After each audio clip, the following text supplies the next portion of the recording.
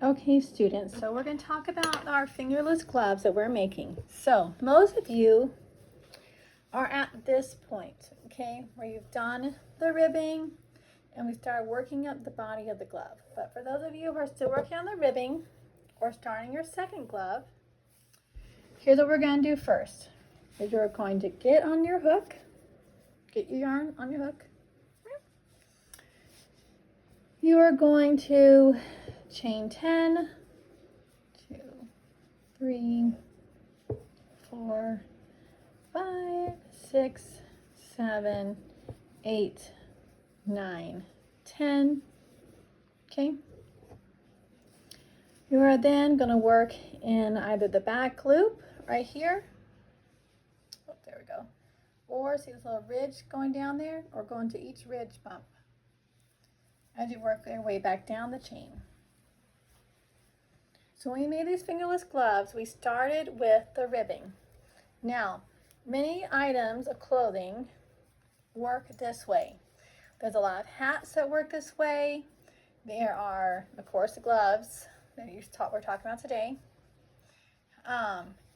There are sweaters that work like this too. You can make whole fingerless gloves or mitts just completely on ribbing, just make it longer and leave a spot for your thumb. I have made some like that before. You can make anything out of this, but this is how you make a ribbing. It's a basic ribbing. Okay, so here's my short row of single crochet, right? I'm sure it wasn't. So now I'm going to chain 1. That's my turning chain. Does not count a stitch. Turn. Okay. And I'm going to work in the back loop only. See how there's a V? Just in the back loop. Going from the front of it, through it, pulling up a loop. Now I have 2, loop over, pull through both. Now I'm going to the next one. Okay. And the third one, and just work my way down. So this pattern you'll repeat for the whole wrist part of your glove. Okay? So what you're going to do is keep making these short rows until you have it long enough to go all the way around your wrist. Okay, so it's like a little ridge, then we turn it, it's chain 1 turn. See how now there looks like a little ditch? You're going to alter, you can still, when you're finished product, it's going to look like you alternate it, but it's just because you turn it each time. Okay, so again, back loop only. There we go. Now you can also make other ribbings using a post stitch, but I will say that does not give the same elasticity as a single crocheted ribbing does. Okay. So, like I said, you would work it completely around until you had it long enough to make it go all the way around your wrist. Okay, like this. Now, it's gonna feel sad for a moment and pull this out. So I should have already done. So when you get long enough to go all the way around your wrist, in the class I have you doing a spiral method, but you can also do it this way as well. What you're going to do is you're going to seam it, which I'll show you how to do that. Here we go. This is what I was working on during class. You're going to seam it like this. You're going to match your sides up.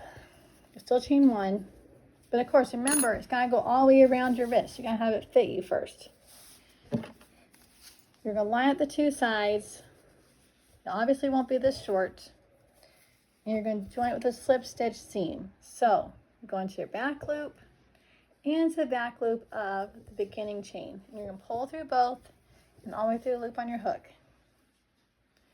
And that just gives you a nice seam. Your other option is to cut a long piece of yarn and sew it together that way. I like it this way because I have less ends to weave in then, and which is less work in the long run, and it just is a nice, consistent, still kind of elastic theme. okay? So you just go all the way down to the end. It's going to look really odd having this piece by itself, but anywho. And like I said, most of you are already past this point. There's a couple of you who need to catch up, but that's okay. You will. Okay, so then what you would do is we get back to here. So let's say we're back to here. I sewed my seam together. Then what you're going to do is you're going to do 1 single crochet in the side of each row. Okay, so is there going to be a loop to put it under? No, there's not. So basically, see how I have these 2 ridges here? I know that I have 2 rows to form that, because they form that dip. So I need 1 single crochet on this side of it.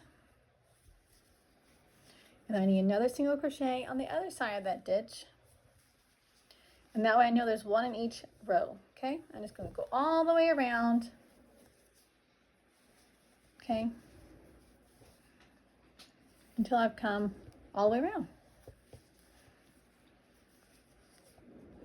Boom. And then I'm going to join it to the very first one I did with a slip stitch join. Okay, you can do it that way to make it in more rows, or you can do what we did in class, which is more of a spiral method. I was trying to make it a little bit easier for you. Is my next stitch will be just in the top of that one, and that becomes a spiral method. We use that a lot with making stuffed animals and a lot with hats. So this row, because my hand gets wider, right? I'm going to alternate. I'm going to do 1 single crochet, and then I'm going to do an increase. And an increase in this case just means 2 single crochets in the same stitch. Okay, so here's my pattern. 1 by itself, like we just did, right? And then 2, see there's 1 single crochet. And here's the next one in the same spot. And you can tell they're in the same spot. You can see the base of them. There's an opening below, and there's nothing in between, okay? So, I'm going to do that all the way around.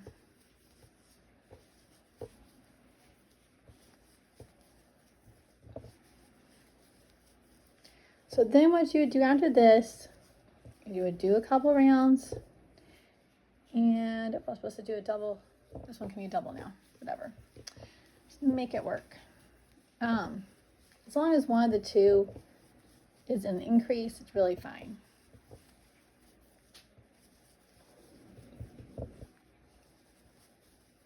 And I'm using the same size hook and the same size yarn y'all are using in class.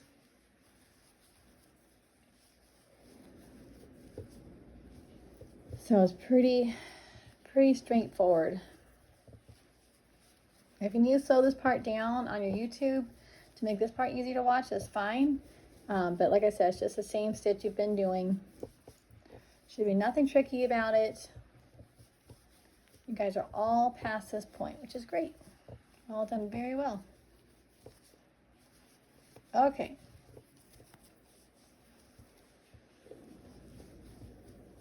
So I've gone all the way around. So now I'm just going to do 1 in each one. And so basically you would do this, and since all of our hands are different size, you would do this until it gets to about here on your own hand. So you go a few rows and try it on. I have pretty small hands, so I would just kind of keep going with the same number of stitches I have now. I'll lift you up a little bit until it got to the, basically the base of my thumb, like right around here. Okay. Then when I got to that part, let's pretend we're already there. So this video won't be too long. Let's pretend we're already up that high. When I got to that part, I would mark off the stitches for my thumb plus 1 more. Okay. Now I like my fingers gloves a little tight. So what I usually do is I take a stitch marker and mark it. Another thing I've done is I usually know at my thumb, I usually have about 10 stitches set aside for it. So that's another thing you can do, is you can say, well, I want these 10 stitches off to the side. Yeah, that's what we'll do in this case. But like I said, you can also measure it. Let's go all the way around on this one really fast. We'll measure it, and I'll show you what I mean by the 10 stitches. Generally, your thumb is not going to have a lot of stitches, okay?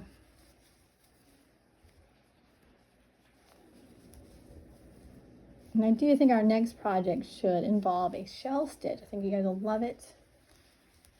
I think it'll be pretty, and I think it'll be very satisfying to make. Like I said, this is going too fast. Slow down the speed so you can crochet along with me. Fine.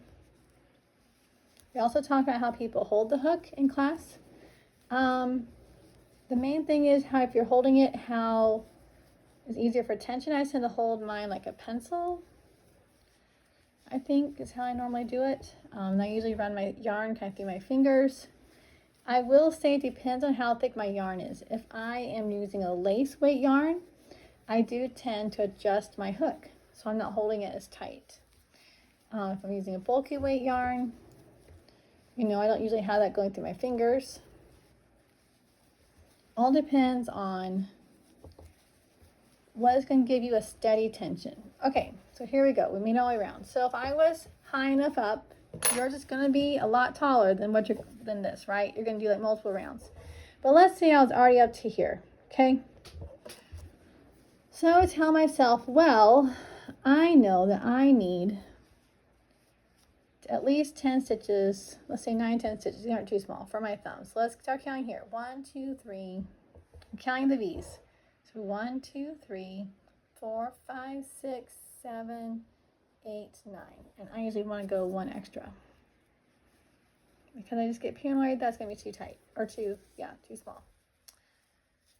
So now I'm going to do this. So now I'm like, all right, those stitches are saved for my thumb.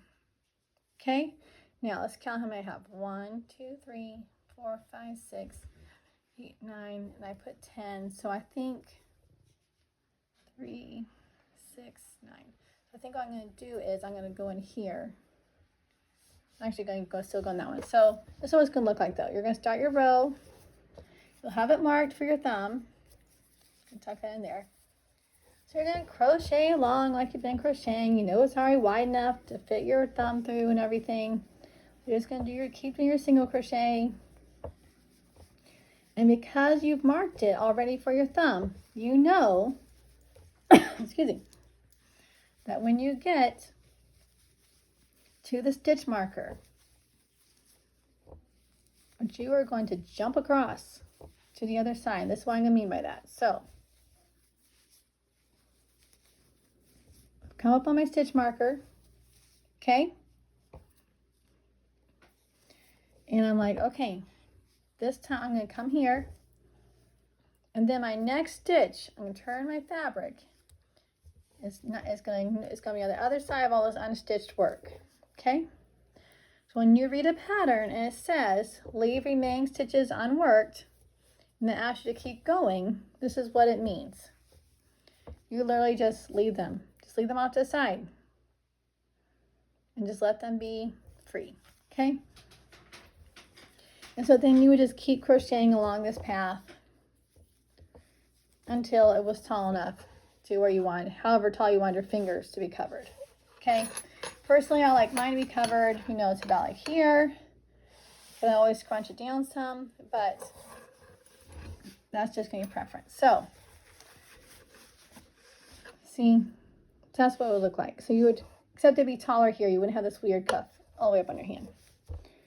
All right, so that's how you're going to do that part. I hope that makes sense. Then later, you would come back and you would just stitch a couple rounds on here. We'll go about that in class, but it is that simple.